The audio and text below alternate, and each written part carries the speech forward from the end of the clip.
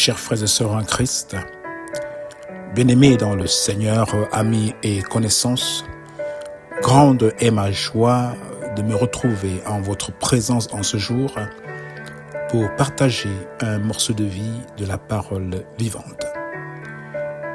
Que la paix, l'amour et les grâces immenses de notre Seigneur Jésus-Christ vous soient renouvelées.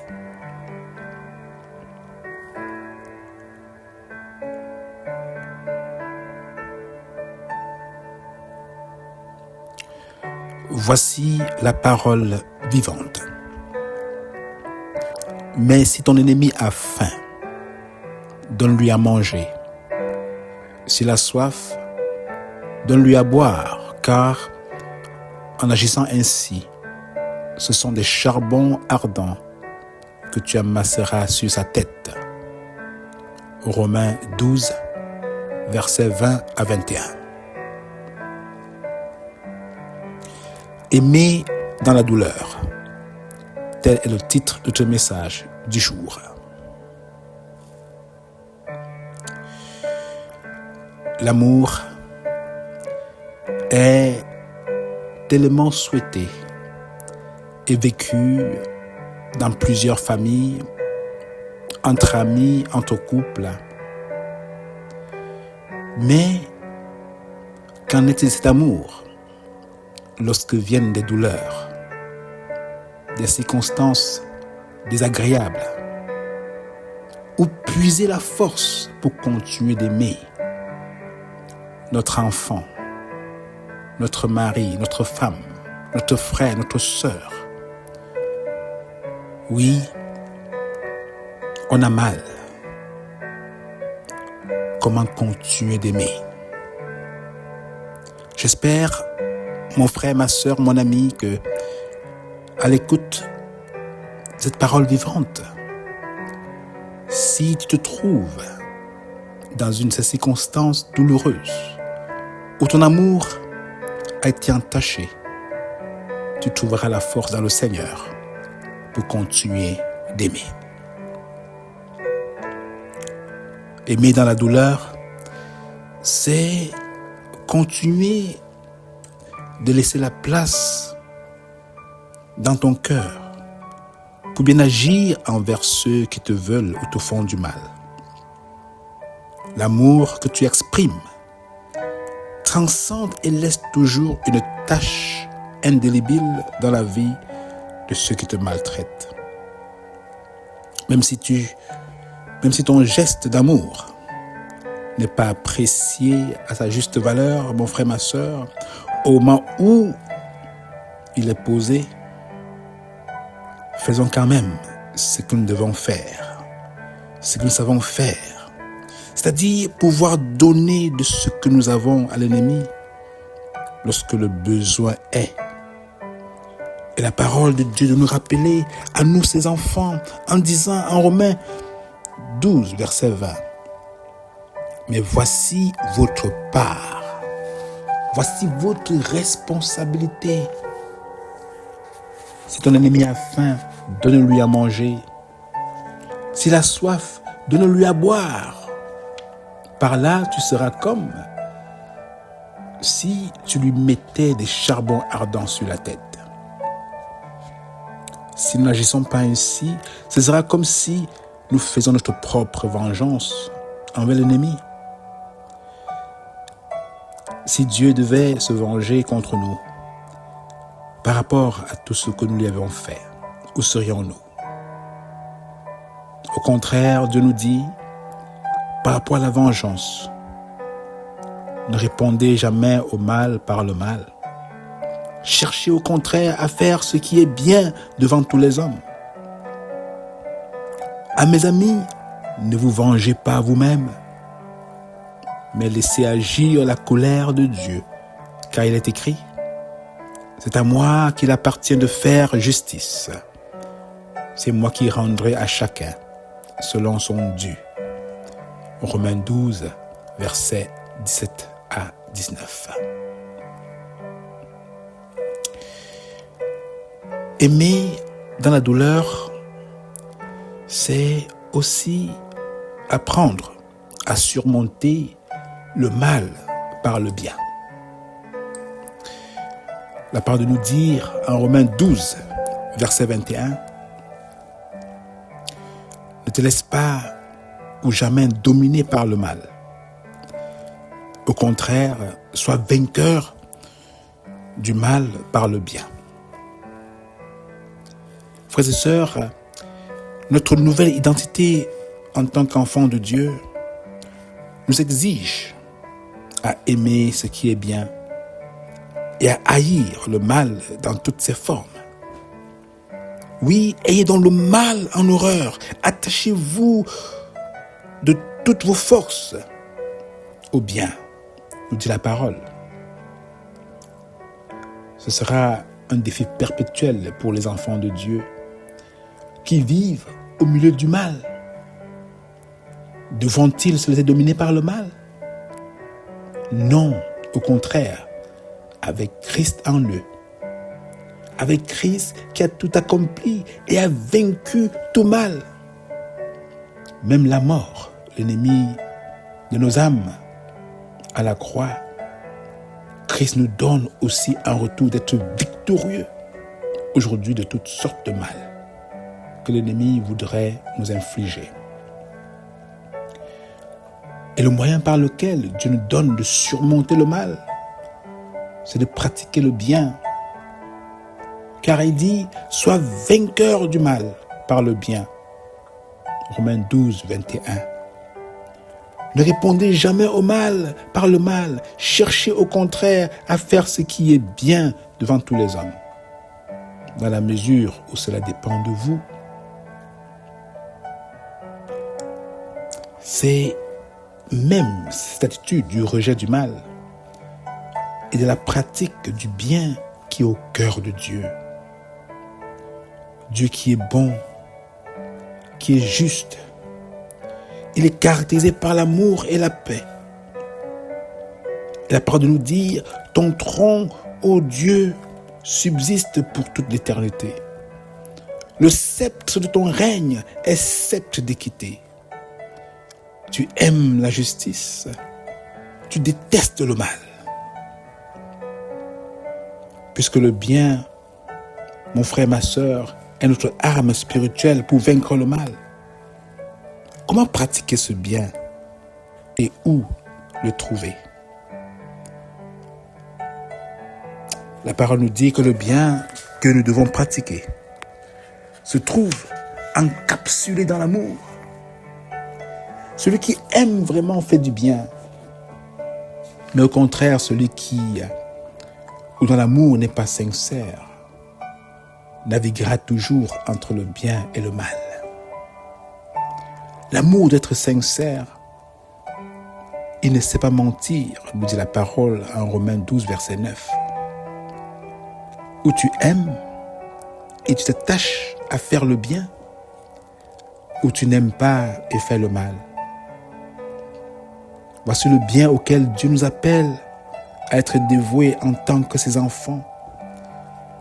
Ce sont des actes de bien, que je dirais des actes préventifs, lorsqu'il va dire « Soyez pleins d'amour et d'affection. Soyez humbles. » Oui, faites passer les autres avant vous. Dévouez-vous à votre Dieu et du zèle et dans la paresse. Soyez fervents d'esprit. Servez le Seigneur. Voilà les actes préventifs du bien. En le faisant, le mal ne pourra nous attaquer. Et comme acte défensif, la parole va nous dire, par exemple, soyez patients dans l'affliction. Parfois, oui, nous emportons vite dans l'affliction, mais persévérez dans la prière. Pourvoyez aux besoins des saints. Exercez l'hospitalité. Bénissez ceux qui vous persécutent. Bénissez et ne maudissez pas. Réjouissez-vous avec ceux qui se réjouissent et pleurez avec ceux qui pleurent. Et s'il est possible, autant que cela dépend de vous, soyez en paix avec tous les hommes. Alléluia. Soyez en paix avec tous les hommes. Et mon frère, ma sœur, lorsque nous pouvons pratiquer ces actes de bien préventifs et défensifs, nous pouvons dans la douleur continuer d'aimer. Et ces actes d'amour ne vont pas sans apporter des bénéfices dans la vie du chrétien, de la réjouissance, des bienfaits. Ce sont ces bienfaits et ces bénéfices que nous verrons la prochaine fois. Mais d'ici à là, d'ici à ce qu'on se reparle, je prie que l'Éternel, dans sa grâce, nous donne de vaincre l'amour, de vaincre le mal par le bien et de continuer d'aimer comme il nous a aimés. Prions. Et après cette prière, je vous laisse avec un morceau spécial.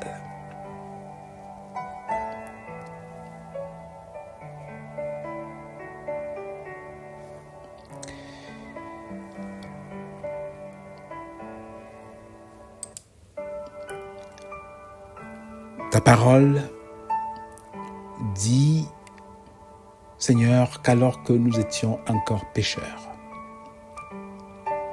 alors que nous t'avions blessé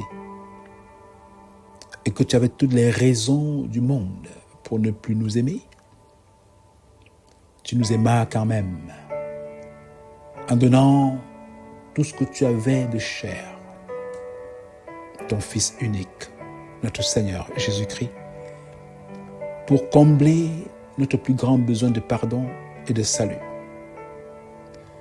Merci Père pour cet acte de bonté où nous t'avons fait du mal, tu as pratiqué le bien.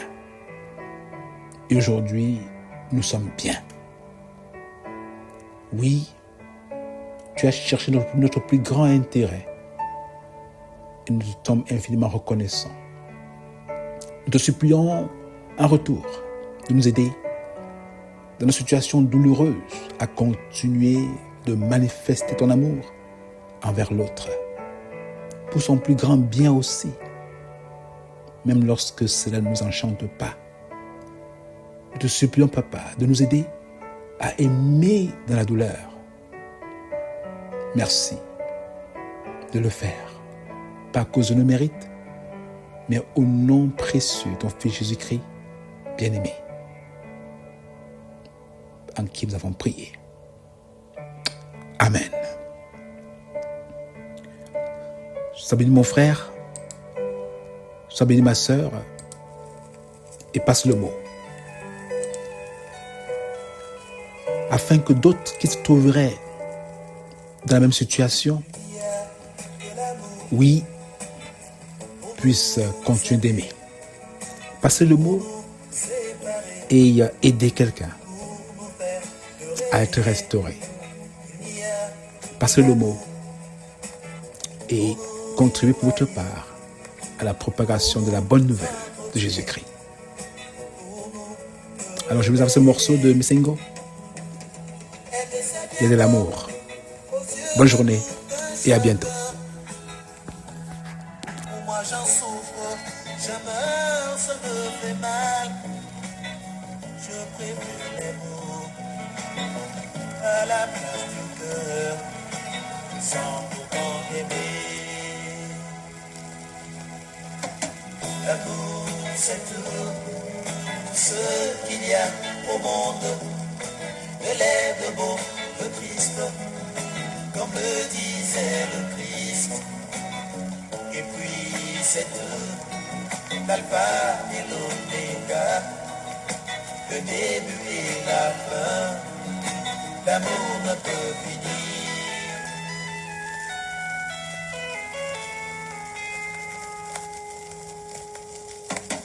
Le monde entier ne vit que d'amour, sans lui on n'aurait pas monde merveilleux. Regardez les fleurs qui ouvrent leur calice, signe d'amour qui dévore nos cœurs. Rien de plus beau que de s'aimer, rien de plus laid que de se séparer. On se sent déchu, on a la verrue, on risque de mourir. L'amour c'est tout ce qu'il y a au monde, de laid, de beau, de triste, comme le disait le Christ. Et puis c'est tout, l'alpha et l'oméga, le début et la fin, l'amour ne peut finir.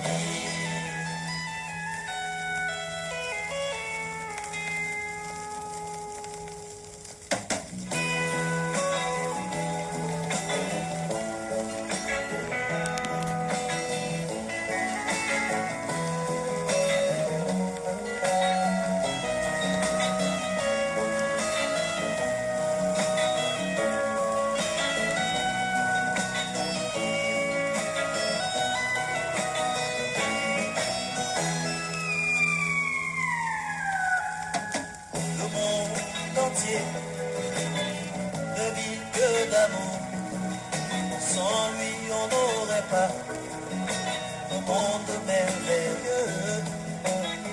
Regardez les fleurs qui ouvrent leur calice, signe d'amour qui dévore nos cœurs. Rien de plus beau que de s'aimer, rien de plus laid que de se séparer.